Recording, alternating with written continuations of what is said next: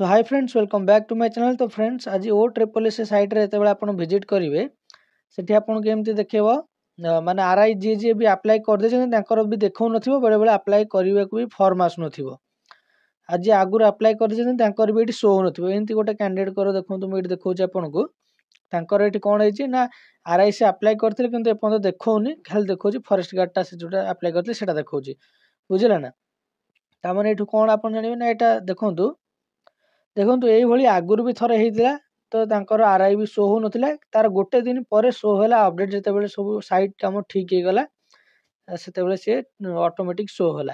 तो आप टेंशन नबार ना, आरआई टा जो मैंने भी अप्लाई कर देती ऑटोमेटिक शो हो काली आड़ को देखिए शो हो ऑटोमेटिक।